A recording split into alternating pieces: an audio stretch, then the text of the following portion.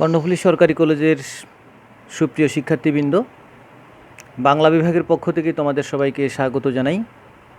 আমরা আজ অনলাইন ক্লাসে যুক্ত হয়েছি। বাংলা প্রথম পত্র একাদশ ও দ্বাদশ শ্রেণীর বাংলা প্রথম পত্রের অন্যতম একটি কবিতা, কবি সুফিয়া কামালের তাহারেই পড়ে মনে কবিতার তৃতীয় পর্ব নিয়ে। আশা করি তোমরা সবাই ভালো আছো, সুস্থ আছো এবং বিশ্ব স্বাস্থ্য সংস্থার স্বাস্থ্যবিধি অনুসরণ করে সবাই নিরাপদে আছো এবং ঘরে অবস্থান করছো। আমরা সবাই জানি পুরো পৃথিবীব্যাপী যে করোনা ভাইরাসের মারণ ছোবল, তার করাল গ্রাসে আমরা সবাই আক্রান্ত। আমরা কার্যত ঘরবন্দি জীবনযাপন করছি। তো এই ঘরবন্দি জীবনযাপন করলেও আমাদের শিক্ষা ব্যবস্থাকে চালিয়ে নেওয়ার সাথে আমাদের অনলাইন ক্লাসে যুক্ত থাকতে হচ্ছে। আশা করি তোমরা সবাই অনলাইন ক্লাসে যুক্ত থেকে আমাদের চলমান শিক্ষা কার্যক্রমকে আরও বেগবান করবে এবং লেখাপড়ায় তোমরা আরও বেশি মনোযোগী হয়ে তোমাদের শিক্ষা কার্যক্রমকে সচল রাখার ক্ষেত্রে তোমরা অগ্রণী ভূমিকা পালন করবে। সুপ্রিয় শিক্ষার্থীবৃন্দ, আমরা গত ক্লাসে তাহারেই পড়ে মনে কবিতার প্রথম কিছু অংশ নিয়ে আমরা আলোচনা করেছিলাম এবং আমরা প্রথম পর্বে কবি সুফিয়া কামাল নিয়ে আলোচনা করেছি। তো আমরা কবি সুফিয়া কামালের জীবন এবং কর্ম নিয়ে আলোচনা করতে গিয়ে দেখেছি তিনি এক দুর্বিষহ জীবন কাটিয়েছেন। 1932 সালে যখন ওনার স্বামী সৈয়দ নেহাল হোসেন যক্ষা রোগে আক্রান্ত হয়ে অকাল প্রয়াত হলেন। 1932 সাল থেকে 1939 সাল পর্যন্ত কবি যখন আবার দ্বিতীয় বিয়ে করেন 1939 সালে চট্টগ্রামের লোহাগড়া উপজেলার চুনতি গ্রামের জনাব কামাল উদ্দিন খানের সাথে, দ্বিতীয় বিয়ের আগ পর্যন্ত 1932 থেকে 1939 সাল পর্যন্ত যে সময়, এই সময়টা কবি সুফিয়া কামাল অত্যন্ত কঠিন এক জীবন সংগ্রাম চালিয়েছেন। তিনি মানসিকভাবে অত্যন্ত বিপর্যস্ত জীবন কাটিয়েছেন এবং আর্থিক দৈন্যতার মধ্যে কাটিয়েছেন। সেই সময়ের কাহিনী, সেই সময়ের জীবনটা যদি আমরা জানি, তাহলে আমরা তাহারেই পড়ে মনে কবিতার যে মূল কথা যেটা, অথবা তাহারেই পড়ে মনে কবিতা লিখার সময় কবির যে মনোবেদনা, সেটা আমরা জানতে পারবো। প্রসঙ্গত উল্লেখ্য যে কবির বিশাল কাব্যভাণ্ডারের মধ্যে তাহারেই পড়ে মনে কবিতাটা অন্যতম একটা শ্রেষ্ঠ কবিতা। এই কবিতাটা প্রকাশিত হয়েছে 1935 সালে মাসিক মোহাম্মদী পত্রিকায়। এই কারণে এই কবিতাটা ওনার জীবনের দুঃখময় জীবনের সাথে ওতপ্রোতভাবে সম্পর্কিত। আমরা এটা পাঠ করলে বুঝতে পারবো। আমরা গত ক্লাসের কিছু অংশ আমরা পাঠ করেছি, আমরা সেখানে দেখতে পেয়েছি যে এটা হচ্ছে একটা, আমরা যদি বলি যে প্রকৃতিকে নিয়ে লেখা কবিতা। আমরা জানি যে যারা আমাদের এই যে ষড়ঋতুর দেশ বাংলাদেশ, এই দেশের যে ঋতু বৈচিত্র্য, সেই ঋতু বৈচিত্র্য নিয়ে কবিরা কবিতা লিখেন। সেই কবিতার মধ্যে কবিতার মাধ্যমে আমরা প্রকৃতিকে কবিরা উপস্থাপন করেন এবং সেই উপস্থাপনের মধ্য দিয়ে আমরা প্রকৃতিকে পাই। তো কবিরা পৃথিবীতে সবচেয়ে সচেতন অংশ হচ্ছে মানুষদের মধ্যে কবি।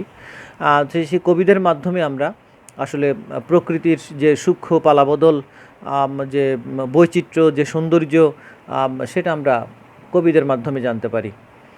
তো কবিরা কী করেন? কবিরা প্রকৃতিকে নানানভাবে উপস্থাপন করেন। মনে করি যে আমরা যে বসন্তকাল নিয়ে কবিতা, এখানে কবি সুফিয়া কামাল, আমরা এখানে বসন্ত ঋতুর আমরা বর্ণনা পাচ্ছি। আমরা দেখতে পাচ্ছি যে এখানে কবি এবং কবির ভক্ত নানানভাবে বসন্তকে বর্ণনা করছেন। কবির ভক্ত কবিকে বলছেন যে আপনি, বসন্ত এসেছে পৃথিবীতে, আপনি কেন বসন্তকে নিয়ে কবিতা লিখছেন না? কেন বসন্তের রূপ বৈচিত্র্য উপস্থাপন করছেন না? কেন বসন্তের নতুন ফুল নিয়ে আপনি সাজছেন না? এরকম নানান প্রসঙ্গ নিয়ে তিনি কথা বলছেন। ভক্ত কবিকে প্রশ্ন করছেন এবং কবি তার প্রশ্নের উত্তরে, কবিও পাল্টা প্রশ্ন করে তার ভক্তকে প্রশ্ন করে নানানভাবে কবি, আমরা দেখতে পাচ্ছি যে কবি নিজেও বসন্তের যে বৈশিষ্ট্য, সেটা তিনি প্রকাশ করে যাচ্ছেন ক্রমাগত। তো এটাকে আমরা যদি অন্যভাবে ধরি যে এটা প্রকৃতি বিষয়ক কবিতা, প্রকৃতিকে উপস্থাপন করার একটা কৌশল কবি এখানে নিয়েছেন। এখানে সংলাপের মাধ্যমে কবি এবং ভক্তের মধ্যে যে কথোপকথন, সেই কথোপকথনের মাধ্যমে নাটকীয় গুণ সম্পন্ন একটা কবিতার মাধ্যমে, একটা বৈশিষ্ট্যের মাধ্যমে তিনি এই কবিতাকে তিনি উপস্থাপন করেছেন। তো আমরা সেভাবে যদি ভাবি, সেটা হচ্ছে এক ধরনের কবিতা, এটা হচ্ছে এক ধরনের উপস্থাপন কৌশল। যদি আমরা ভাবি তাহলে সেটাও অবান্তর ভাবনা হবে না আমাদের জন্য। কবি বসন্তকে উপস্থাপন করতে চান, তবে নিজস্ব কৌশলে তিনি উপস্থাপন করতে চান। যেমন আমরা রবীন্দ্রনাথের প্রসঙ্গে এইভাবে আনতে পারি। এখানে আমরা রবীন্দ্রনাথের 1400 সাল নামে একটা কবিতা আছে। সেখানে কবি 1300 সালে বসে লিখছেন 1400 সালের মানুষদের উদ্দেশ্যে, ভক্তদের উদ্দেশ্যে, কবিদের উদ্দেশ্যে, পাঠকদের উদ্দেশ্যে। 1300 সালে বসে রবীন্দ্রনাথ ঠাকুর 1400 সাল কবিতা লিখছেন 100 বছর পরের পাঠকদের উদ্দেশ্যে, কবিদের উদ্দেশ্যে। তিনি বলছেন যে আজিকার কোনো আনন্দ অভিবাদন পারিব কি পাঠাইতে তার করে, এরকম করে বলছেন। তিনি বলছেন যে আজিকার কোনো ফুল, বসন্তের কোনো গান, বিহঙ্গের গান পারিব কি পাঠাইতে শতবর্ষ পরে, যে তুমি পরিচয় বসি আমার কবিতাখানি কৌতূহল ভরে। আমরা 1400 সাল কবিতায় রবীন্দ্রনাথের যে বসন্তকে নিয়ে তিনি কবিতা লিখছেন, কিন্তু লিখছেন কার জন্য? 100 বছর পরের পাঠকের জন্য। তিনি 100 বছর পরের পাঠককে উদ্দেশ্য করে বলছেন যে আজিকার কোনো ফুল, বিহঙ্গের কোনো গান, এই বসন্তের কোনো সৌন্দর্য আমি 100 বছরের পরের পাঠকদের কাছে আমি পাঠাতে পারবো কি না। তিনি বলছেন যে আমি কি করে পাঠাই, এই চিন্তা ভাবনা। তাহলে আমরা এই যে 1400 সাল কবিতায় রবীন্দ্রনাথ ঠাকুর যেভাবে একটা চমৎকার গঠন কৌশলের মাধ্যমে বসন্তকে বর্ণনা করেছেন, এবং 100 বছর পরের পাঠকের কাছে তিনি 100 বছর আগের বসন্তকালের প্রাকৃতিক সৌন্দর্যে বিমোহিত একজন কবির যে ভাবনা, সেই ভাবনাটাকে তিনি 100 বছরের পরের পাঠকের কাছে পাঠাবার যে ব্যবস্থা করেছেন 1400 সাল কবিতায়, যেভাবে তিনি পাঠিয়েছেন, এটা একটা অদ্ভুত চমৎকার একটা কৌশল সেটা। তো এটা হচ্ছে কবিতার গঠন রীতি না, এটা হচ্ছে কবির একটা উপস্থাপন ভঙ্গি, উপস্থাপন কৌশল। তো আমরা তাহার এই পরে মনে কবিতায়ও ঠিক সেরকম একটা, আমরা যদি ওভাবে বিশ্লেষণ করি তাহলে দেখব যে এটাও একটা চমৎকার একটা কৌশল। কবি বসন্তের প্রতি বিমুখ হয়ে আছেন। তাহার এই পরে মনে কবিতায় সুফিয়া কামালকে আমরা দেখতে পাচ্ছি। তিনি বসন্তের প্রতি তীব্রভাবে উদাসীন, বসন্তকে তিনি অবহেলা করছেন, বসন্তের প্রতি তিনি বিমুখ হয়ে আছেন। তার ভক্ত তাকে প্রশ্ন করে করে, ক্রমাগত প্রশ্ন করে করে তিনি তাকে বসন্তের কথা জানাচ্ছেন, এবং তার মুখ থেকে বসন্তের প্রশংসা শোনার জন্য অধীর আগ্রহে অপেক্ষা করে আছেন, একথা তিনি বলছেন, ভক্ত কবিকে বলছেন এই কথাগুলো। তো আমরা দেখতে পাচ্ছি যে এখানে কবি তা উল্টো প্রশ্ন করে করে, ভক্তকে প্রশ্ন করে করে এখানে বসন্তের বৈশিষ্ট্যগুলো তিনি নিজেই প্রকাশ করছেন। তিনি বলছেন যে বাতাবি লেবুর ফুল ফুটেছে কিনা, আমের মুকুল এসেছে কিনা, দক্ষিণ দিক থেকে বাতাস বয়া শুরু করেছে কিনা, এই যে এবং এই যে কুকিল দেখেছি কিনা, গাছে গাছে কুকিল দেখেছি কিনা, এভাবে প্রশ্ন করে করে কবি আসলে বসন্তের বৈশিষ্ট্যগুলো প্রকাশ করছেন এখানে। তিনি এই যে বসন্তের বৈশিষ্ট্যগুলো প্রকাশ করছেন, তিনি বলছেন যে আমি তো তার সন্ধান রাখিনি, আমি সেটা দেখি নাই, বসন্ত এসেছে কিনা আমি জানি না, কিন্তু তিনি ভক্তকে প্রশ্ন করে জিজ্ঞেস করছেন যে এরকম বসন্তের যে বৈশিষ্ট্যগুলো সেগুলো তিনি জানাচ্ছেন, এবং বলছেন যে পৃথিবীতে এরকম বৈচিত্র্য ঘটেছে কিনা, প্রকৃতির পালাবদল ঘটেছে কিনা, নানান প্রশ্ন করে করে তিনি জানতে চাচ্ছেন। তো আমরা যদি বলি যে এটা একটা নাট্যগুণসম্পন্ন কবিতা, যেহেতু সংলাপধর্মী কবিতা, এটাই কারণে, এবং এখানে কবির মনোবেদনা আমরা দেখতে পাচ্ছি, কবির উদাসীনতা আমরা দেখতে পাচ্ছি, বসন্তের প্রতি কবির তীব্র বিমুখতা আমরা দেখতে পাচ্ছি, কিন্তু পাশাপাশি আমরা এটার উপস্থাপন কৌশল, চমৎকার একটা উপস্থাপন কৌশল। তিনি উদাসীন বসন্তের প্রতি, তিনি বিমুখ হয়ে আছেন বসন্তের প্রতি, কিন্তু আমরা দেখতে পাচ্ছি যে তিনি প্রকারান্তরে বসন্তকেই তিনি তার কবিতা, তার উত্তরের মাধ্যমে তিনি বৈশিষ্ট্যগুলো প্রকাশ করছেন।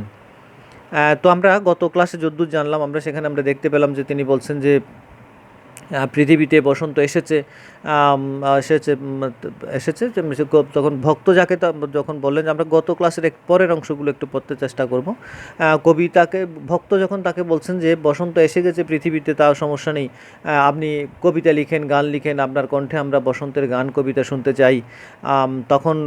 তখন সে কবি বলছেন যে নাই হলো না হোক এবারে, রহেনি সে ভুলে নিত এসেছে তা ফাগুনে সরিয়া। বসন্তকাল কোনো কবির আহ্বান শোনার জন্য অপেক্ষা করে নেই, বসন্তকাল কোনো কবির কবিতা লেখার জন্য অপেক্ষা করে নেই, গান শোনার জন্য বসন্তকে নিয়ে বসন্তকে বরণ করার জন্য কোনো কবি বসন্তকে বরণ করবেন, তাকে আহ্বান করবেন, বরণ করবেন, তারপর বসন্তকাল পৃথিবীতে আসবে, এরকম কোনো কিছুর জন্য বসন্তকাল বসে নেই। বসন্ত ফাল্গুন মাসকে স্মরণ করে বসন্ত ঠিক ঠিক প্রকৃতিতে চলে এসেছে, তার ঋতুর পালাবদল ঘটিয়ে চলেছে। তখন একথা যখন ভক্ত বললেন, তখন কবি বললেন ভক্তকে, তখন ভক্ত কি বললেন? ভক্ত বললেন যে, ওগো কবি, অভিমান করেছ কি তাই? যদিও এসেছে তবু তুমি তারে করিলে বৃথাই। তখন কবির ভক্ত কবিকে বলছেন উল্টু, বসন্ত এসেছে পৃথিবীতে, এটা সত্যি, কিন্তু তুমি এই কারণে বসন্ত কবির আহ্বান না শুনেই বসন্তকালটা পৃথিবীতে চলে এসেছে। বসন্তকে নিয়ে কবিতা গান অথবা গানের মাধ্যমে আহ্বান করার যে প্রথা কবিরা করেন, বসন্তকে আহ্বান করবেন, তারপর বসন্ত আসবে, এই জন্য বসন্তকাল বসে নেই। এই কারণে কি তুমি অভিমান করেছো বসন্তকালের উপর? যদিও বা বসন্ত এসেছে, ফাল্গুন মাসকে স্মরণ করে বসন্তকাল এসেছে পৃথিবীতে, কিন্তু সেটা বৃথা যাবে যদি না তুমি কি করো, যদি তুমি বসন্তকালকে নিয়ে কবিতা গান না লিখো, তাহলে বসন্তকাল পৃথিবীতে আসলেও সেটা বৃথা যাবে। আমরা জানি যে সাধারণত যদি আমরা সুন্দরকে যদি সুন্দর না বলি, প্রশংসা না করি, তাহলে সেই যে মানুষটা, আমরা যদি এইভাবে কল্পনা করি যে কেউ একজন চমৎকার সুন্দর করে সেজে আসলো, তার সুন্দরের প্রশংসা যদি আমরা না করি, তাহলে তার সেজে আসার, তার যে সৌন্দর্য ফুটিয়ে তোলার যে চেষ্টা, সেটা বৃথা যাবে যদি আমরা তার কোনো প্রশংসা যদি না করি। তো কবি সেই কথাটাই বলছেন এখানে। তিনি বলছেন যে, ভক্ত বলছেন যে বসন্তকাল পৃথিবীতে এসেছে এটা সত্যি, কিন্তু তুমি তার আগমনটাকে বৃথা করে দিবে যদি তুমি বসন্তের আগমনটাকে আহ্বান না করো, তার প্রশংসা না করো, তার প্রকৃতির যে অপার সৌন্দর্য সে মেলে ধরেছে তার প্রশংসা করে যদি তুমি কবিতা গান না লিখো, তাহলে বসন্তকালটা এসে পৃথিবীতে আবার বিদায় নেবে। কিন্তু সেটার প্রশংসা যদি কবি না করেন, সেটা নিয়ে যদি গান রচনা না করেন, সেটার সৌন্দর্য যদি বর্ণনা না করেন, তাহলে সেই বসন্তকালটা বৃথা কেটে যাবে। তখন ভক্তের উত্তরে কবি কী বলছেন? কহিল সে পরম হেলায়, বৃথা কেন ফাগুন বেলায় ফুল কি ফুটেনি শাকে। তখন কবি পরম অবহেলা করে তিনি বলছেন, অবহেলার স্বরে তিনি বলছেন যে, তার ভক্তকে বলছেন যে, আমি বসন্তকে বরণ করছি না, আমি বসন্তকে নিয়ে কবিতা গান লিখি নাই, বসন্তের প্রশংসা করে আমি কিছুই লিখি নাই, তাহলে তবু বসন্ত বৃথা কেন যাবে? বসন্তকালে কি এই যে বলছেন যে ফুল কি ফুটেনি শাকে, ফুল গাছের শাখায় ডালে কি ফুল ফুটেনি? পুষ্পারতি লভেনি কি ঋতুর রাজন। এখানে আমরা জানি যে বসন্ত হচ্ছে ঋতুর রাজা। এই ঋতুর রাজা হচ্ছে কেন ঋতুর রাজা? কারণ প্রকৃতির পালাবদলে আর যে 5টা ঋতু আছে, সেই ঋতু থেকে বসন্তকাল হচ্ছে সেরা ঋতু। কারণ বসন্ত ঋতুতেই পুরো প্রকৃতিটা, তখন শীতও নেই, গরমও নেই, তখন বৃষ্টিও নেই, এবং গাছে গাছে নতুন পাতা পত্র পল্লবে পুরো গাছপালাগুলো ছেয়ে সবুজ হয়ে যায়, নতুন বর্ণাঢ্য রঙিন ফুলে পৃথিবীটা সেজে উঠে, এবং গাছে গাছে কোকিল ডাকে, দক্ষিণা বাতাস বয়, প্রকৃতির মধ্যে এক অনাবিল সৌন্দর্যের পরশ আমরা পাই তখন। তো সেই কারণেই ঋতুর রাজা হচ্ছে বসন্তকাল। এবং বলছেন যে ঋতুর রাজা বসন্তকালটাকে কি ফুল পাখি বরণ করে নেয়নি? পুষ্পারথী লভেনি কি ঋতুর রাজন, মানে ঋতুর রাজা মানে বসন্ত কি ফুল লাভ করে নাই? ফুল দিয়ে পূজা পায় নাই? মাধবী কুড়ির বুকে গন্ধ নাহি। মাধবীলতা, আমরা জানি যে মাধবীলতা মানে বাসন্তীলতা, যেটাকে আমরা বলি। মাধবী কুড়ির বুকে গন্ধ নাহি, করে নাই অর্ঘ্য বিরোচন, মানে বসন্তকে কি বরণ করে নেয় নাই মাধবী কুড়ি, বাসন্তীলতা। হোক তবু বসন্তের প্রতি কেন এই তীব্র বিমুখতা। কবির ভক্ত কবিকে বলছেন যে পৃথিবীতে প্রাকৃতিক যে পরিবর্তন, বসন্তকালের সব পরিবর্তনগুলো পৃথিবীতে হয়েছে, কিন্তু এখন তুমি বলো, কবিকে তিনি ভক্ত প্রশ্ন করছে, তুমি বলো যে তবু কেন তোমার বসন্তের প্রতি তোমার বিমুখতা কেন? বসন্তকে তুমি কেন বরণ করে নিতে পারছো না অথবা চাচ্ছ না কেন? বসন্তের প্রতি তুমি বিমুখ হয়ে আছো কেন? উদাসীন হয়ে আছো কেন? আনমনা হয়ে আছো কেন? আমাকে সেটা জানাও তুমি, কেন বসন্তের প্রতি তোমার এই তীব্র বিমুখতা? কহিলাম উপেক্ষায় ঋতুরাজে, কেন কবি দাও তুমি ব্যথা। কহিলাম মানে বললাম, এখানে ভক্ত বললেন, ভক্ত কি বললেন বলো তো? উপেক্ষাই ঋতুরাজে। উপেক্ষা মানে অবহেলা করা, কাউকে দেখেও না দেখার ভান করা, কাউকে এড়িয়ে চলা। উপেক্ষায় ঋতুরাজে কেন কবি দাও তুমি ব্যথা। ঋতুরাজ মানে বসন্ত, বসন্তকালকে অবহেলা করে, উপেক্ষা করে, এড়িয়ে গিয়ে তুমি বসন্তকে ব্যথা দিচ্ছ কেন? কেন তুমি বসন্তকালকে বরণ করে নিচ্ছ না? বসন্তকালকে যদি তুমি বরণ করে না নাও, তাহলে বসন্তকাল এসেও ওই পৃথিবীতে সেটা ব্যর্থ হবে। যদি তুমি তার প্রশংসা করে কবিতা না লিখো, গান না লিখো, তার সৌন্দর্যের, অপার সৌন্দর্যের বর্ণনা যদি তুমি তোমার কবিতায় তুমি তুলে না ধরো, তাহলে বসন্তের আগমনটা বৃথা যাবে এখানে। ভক্ত সেভাবেই বললেন কথাগুলো। কহিলাম উপেক্ষায় ঋতুরাজে কেন কবি দাও তুমি ব্যথা। কহিল সে কাছে সরে আসি। এখানে কহিল মানে বলল। কে বলল? কবি বলল। কহিল সে কাছে সরে আসি, ভক্তের কাছে সরে এসে সে কী বলল? কবি কী বলল? কুহেলি উত্তরিতলে মাঘের সন্ন্যাসী, গিয়াছে চলিয়া ধীরে পুষ্পশূন্য দিগন্তের পথে, রিক্ত হস্তে, তাহারই পরে মনে ভুলিতে পারি না কোনো মতে। কবি শেষে এসে বলছেন কি, ভক্তের প্রশ্নের একের পর এক প্রশ্ন মানে জর্জরিত হতে হতে কবি শেষ পর্যন্ত বললেন কুহেলি উত্তরিতলে মাঘের সন্ন্যাসী। কুহেলি মানে হচ্ছে কুয়াশা, উত্তরি অর্থ হচ্ছে চাদর, মানে কুয়াশার চাদর। কুহেলি উত্তরিতলে মাঘের সন্ন্যাসী। মাঘের সন্ন্যাসী বলতে কবি এখানে শীতকালকে বুঝিয়েছেন। তিনি বলছেন যে শীতকাল কুয়াশার চাদর গায়ে দিয়ে গিয়াছে চলিয়া ধীরে। সে চলে গেছে কোথায়? গিয়াছে চলিয়া ধীরে পুষ্পশূন্য দিগন্তের পথে, রিক্ত হস্তে। আমরা জানি যে শীতকালে গাছে কোনো ফুল থাকে না, পাতা থাকে না। শীতকালটা হচ্ছে রিক্ত, নিঃস্ব একটা সময়, বিষণ্ণ একটা সময়। তো কবি এখানে বলছেন যে গিয়াছে চলিয়া ধীরে পুষ্পশূন্য দিগন্তের পথে। কে চলে গেছে এখানে? মাঘের সন্ন্যাসী, মানে শীতকাল। শীতকালটা চলে গেছে কোথায়? পুষ্পশূন্য দিগন্ত, মানে কুয়াশার চাদর গায়ে দিয়ে শীতকালটা। এখানে মাঘের সন্ন্যাসী মানে শীতকাল, কুহেলি মানে কুয়াশা, আর উত্তরি অর্থ হচ্ছে চাদর। কুয়াশার চাদর গায়ে দিয়ে গিয়াছে চলিয়া ধীরে দিগন্তের পথে, পুষ্পশূন্য দিগন্তের পথে।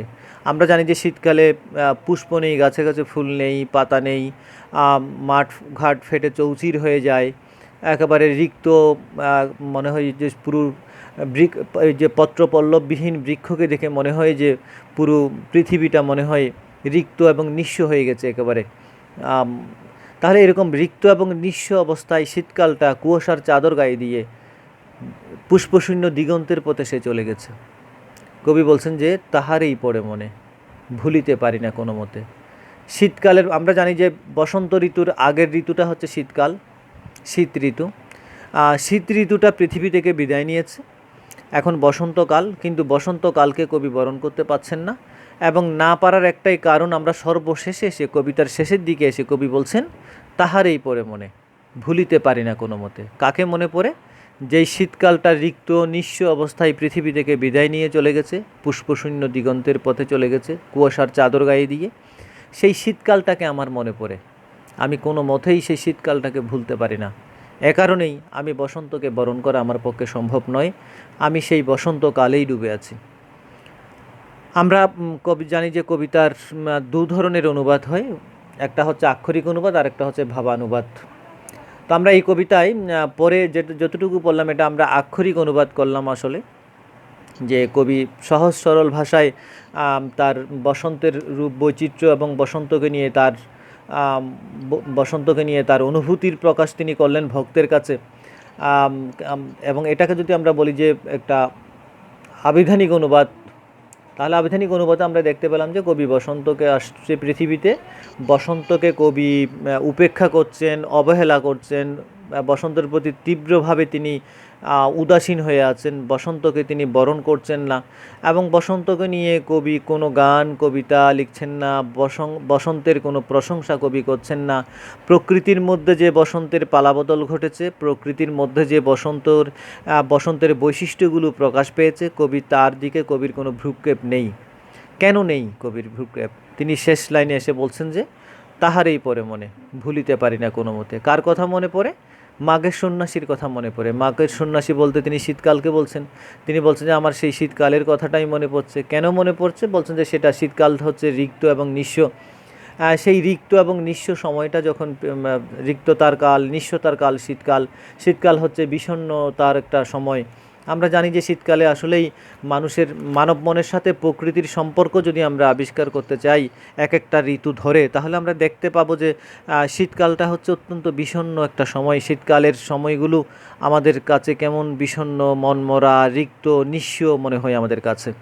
হ্যাঁ, তো মনে হয় যেন কী যেন নেই আমাদের। আমরা যেন কী হারিয়ে ফেললাম। একটা বিষণ্ণতায় ডুবে থাকার একটা সময় মনে হয়। এই যে প্রকৃতি আমাদেরকে এভাবে বাধ্য করে যে আমাদের মনটাকে সে প্রকৃতি নিয়ন্ত্রণ করে। তো আমরা জানি যে এমনিতে এই কবিতা পড়ে আমরা আসলে প্রকৃতির সাথে মানব মনের যে অবিচ্ছেদ্য সম্পর্ক, প্রকৃতি যে মানুষকে সৃষ্টিশীলতায় উদ্বুদ্ধ করে, সেটা আমরা এই কবিতা পড়ে আমরা যে শিখতে পারবো, জানতে পারবো।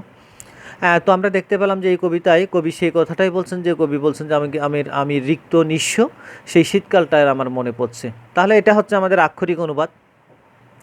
এখন ভাবানুবাদের কথা যদি আমরা বলি, তাহলে আমাদের কবির জীবনের কাছে ফিরে যেতে হয়। সে 1932 সাল থেকে 1939 সাল পর্যন্ত কবি সুফিয়া কামালের একেবারে ওনার বৈবাহিক জীবনের কথা যদি আমরা বলি, বিবাহিত জীবনে সৈয়দ নেহাল হোসেন ওনার স্বামী, প্রথম স্বামী, যিনি তাকে সমস্ত প্রতিকূল পরিবেশ থেকে আগলে রেখেছিলেন এবং তার কাব্য সাধনার সাথী হয়েছিলেন, প্রেরণা হয়েছিলেন। সেই প্রথম স্বামী যখন 1932 সালে যক্ষা রোগে আক্রান্ত হয়ে মৃত্যুবরণ করেন, অকাল প্রয়াত হন, তখন কবি যে অথৈ সাগরে পড়ে যান, তিনি যে এক দুঃখময় জীবনে পতিত হন, কবি যে এক মানসিক দৈন্যতায় তিনি ভুগছিলেন, মানসিক অবসাদগ্রস্ততায় ভুগছিলেন, সেই সময়ে কবি এই কবিতাটা লিখেছেন। তাহলে এই কবিতার মধ্যে আসলে কবির, আমরা জানি যে কবির প্রথম স্বামীর মৃত্যুর পরে তার জীবনটা আমরা যদি প্রকৃতির সাথে তুলনা করি, কোনো ঋতুর সাথে তুলনা করি, তাহলে গ্রীষ্ম, বর্ষা, শরৎ, হেমন্ত, শীত, বসন্ত আমরা কার সাথে তুলনা করব? আমরা জানি যে প্রিয়জনের বিয়োগ ব্যথা যে মানব মনে যে অবিস্মরণীয় রক্তক্ষরণ ঘটায়, দুঃখর সূত্রপাত ঘটায়, সেটা আমরা এই যে শীত ঋতুর সাথে আমরা তুলনা করতে পারি। শীত ঋতু যেমন মানুষের জীবনের, শীত ঋতু যেমন রিক্ত, নিঃস্ব, বিষণ্ণ একটা সময়, সেই রিক্ততার সময়কে স্মরণ করিয়ে দেয়, কবির জীবনটাও সেই শীতকালের মতো রিক্ত, নিঃস্ব হয়ে গেছে। কবি সে কথাটাই তিনি এখানে প্রকাশ করতে চাচ্ছেন। তিনি তার জীবনের সাথে প্রকৃতির যে ওতপ্রোত একটা সম্পর্ক, কবি বসন্তকে বরণ করতে না পারার একটাই কারণ শীত ঋতুর সাথে তিনি ওতপ্রোতভাবে জড়িয়ে গেছেন। তার জীবন হচ্ছে দুঃখময়, কষ্টকর সময় কাটাচ্ছেন তিনি। তার প্রথম স্বামীকে হারিয়ে তিনি এক কঠিন এক জীবন সংগ্রামে তিনি সামিল হয়েছেন। তো সেই কঠিন জীবন সংগ্রামের সাথে তার জীবনে কোনো আকাঙ্ক্ষা নেই, তার জীবনে কোনো আলো নেই, তার জীবনে কোনো সৌন্দর্য নেই, তার জীবনে কোনো স্বপ্ন নেই, তার জীবনে কোনো কল্পনা নেই। জীবনটা হচ্ছে ধুধু মরুভূমির মতো। তিনি মনে করছেন যে তার জীবনটার সাথে শীতকালের একটা সামঞ্জস্য রয়েছে, এবং শীতকালের সাথে তিনি তার জীবনটাকে তিনি তুলনা করছেন। তিনি শীতকালটাকেই তিনি বলছেন যে তার জীবনে যে প্রথম স্বামীর যে স্মৃতি, সেই স্মৃতিটাকে তিনি আঁকড়ে ধরে আছেন। স্মৃতিটা কিসের? তার প্রথম স্বামীর মৃত্যুর পর তার জীবনটা ধূসর মরুভূমির মতো হয়ে গেছে, এবং তার সাথে তিনি শীতকালের যে রিক্ততা, নিঃস্বতা, বিষণ্ণতা, তার সম্পর্ক তিনি খুঁজে পেয়েছেন। এ কারণে তার পক্ষে, যেহেতু তার মধ্যে দুঃখ, বেদনা, স্মৃতিকাতরতা কাজ করছে, এ কারণে তার পক্ষে এই নতুন জীবন, আমরা বসন্তকে যদি বলি যে নতুন অঙ্কুর উদ্গম, নতুন জীবন, নতুন পাতা, এই যে বসন্ত মানেই হচ্ছে নতুন করে জীবনকে সাজানো। কবির পক্ষে আসলে নতুন করে জীবনকে সাজানোর কোনো সুযোগ নেই। কেন সুযোগ নেই? তিনি নিঃস্ব, রিক্ত, তার স্বামীকে হারিয়ে রিক্ত, নিঃস্ব জীবনযাপন করছেন। সুতরাং নতুন জীবনের আহ্বানে তিনি সাড়া দিতে পারছেন না। বসন্তকালকে যদি আমরা নতুন জীবনের আবাহন ধরি, নতুন জীবনের আহ্বান ধরি, তাহলে সেই জীবনে তিনি সাড়া দিতে পারছেন না। সেই নতুন জীবনকে তিনি গ্রহণ করতে পারছেন না। তিনি নবজীবন তিনি লাভ করতে পারছেন না, অথবা তিনি মন থেকে মেনে নিতে পারছেন না। এ কারণেই আমরা দেখি যে কবি এখানে বসন্তকে বরণ করতে পারছেন না। তাহলে এই কবিতায় কবির ব্যক্তি জীবনের ছায়াপাত ঘটেছে, আমরা নির্দ্বিধায় বলতে পারি এই কথাটা। কবির ব্যক্তি জীবনের ছায়াপাত ঘটেছে। কবির প্রথম স্বামীর মৃত্যুর পর তার যে দুর্বিষহ জীবন, সেই জীবনের জীবনের একটা ছায়া আমরা এই কবিতায় দেখতে পাই। প্রথম স্বামীর মৃত্যুর পর তার জীবনের দুঃখময়ী যে ঘটনা, দুঃখময়ী যে জীবনযাপন, সেই জীবনযাপনের ছায়া আমরা দেখতে পাচ্ছি এই কবিতায়। এই কারণেই এই কবিতাটা এই যে প্রকৃতির অপরূপ বর্ণনার কথা বলা সত্ত্বেও এই কবিতাটা হচ্ছে একটা দুঃখ ভারাক্রান্ত হৃদয়ে আমরা বলতে হয় যে এই কবিতায় কবির দুঃখময় অতীত জীবনের কথা তিনি আসলে বলেছেন। এবং সেটা আমরা জানি যে কবিতাকে আমরা বলি যে আলোচকরা বলেন যে কবিতা হচ্ছে ঘোমটা পরা বধূর মতো।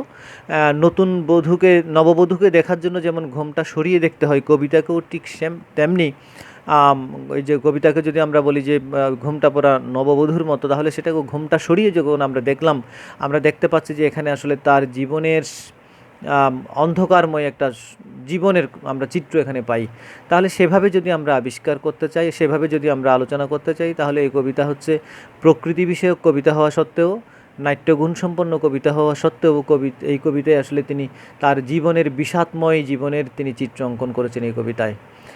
তো এই কবিতা থেকে আমরা আশা করছি যে এই কবিতায় কঠিন কোনো শব্দ নেই, কঠিন কোনো বাক্য নেই, সহজ সরল একেবারে শব্দ ব্যবহার করে। আমরা জানি যে তিনি রবীন্দ্র অনুসারী একজন কবি, রবীন্দ্র ভাবানুসারী একজন কবি তিনি সুফিয়া কামাল, কিন্তু বিষয় বৈচিত্র্যে তিনি স্বতন্ত্র, তিনি মৌলিক। তো এই কবিতার মাধ্যমে তিনি তার স্বতন্ত্র ধারা প্রতিষ্ঠা, যে ওনার যে একটা স্বতন্ত্র ধারা আছে সেটা আমরা এই কবিতার মাধ্যমে পাই, এবং চমৎকার একটা গঠন কৌশল, উপস্থাপন কৌশল, সেটাও আমরা এই কবিতার মধ্যে আমরা আবিষ্কার করতে পারি। প্রকৃতির কথা বলতে গিয়ে তিনি আসলে প্রকৃতির সাথে মানব মনের যে অবিচ্ছেদ্য সম্পর্ক, সেই সম্পর্কের কথাটা আমরা এই কবিতার মাধ্যমে জানতে পেরেছি, আমরা বুঝতে পেরেছি। সুতরাং এই কবিতায় আমরা কবির ব্যক্তি জীবনের ছায়াপথ আমরা দেখতে পাই। তো আমরা আগেই বলেছি, গত ক্লাসে বলেছি, এই কবিতাটা হচ্ছে অক্ষরবৃত্ত ছন্দে রচিত, এবং এই কবিতাটা প্রথম প্রকাশিত হয়েছে 1935 খ্রিস্টাব্দে মাসিক মোহাম্মদী পত্রিকায়। তো আশা করব যে আমরা এই কবিতার বিস্তারিত মোটামুটি আমরা মনোযোগ দিয়ে শুনেছি এবং জানতে পেরেছি। এই কবিতা সম্পর্কে আর কারো যদি কোনো প্রশ্ন থাকে অথবা কোথাও বুঝতে যদি অসুবিধা হয়, তাহলে আমাকে ইনবক্স করবে, আমাকে জানাবে। আমি তোমাদের প্রশ্নের যথাসাধ্য উত্তর দেওয়ার চেষ্টা করব। আগামী ক্লাস আমরা অন্য বিষয় নিয়ে আগামী ক্লাসে আমরা আবার উপস্থিত হব, আমরা আবার নতুন ক্লাসে যুক্ত হব, এই আশাবাদ ব্যক্ত করে আজকের মতো আমাদের অনলাইন ক্লাস এখানেই শেষ করছি। সবাইকে আবারও শুভেচ্ছা জানাচ্ছি।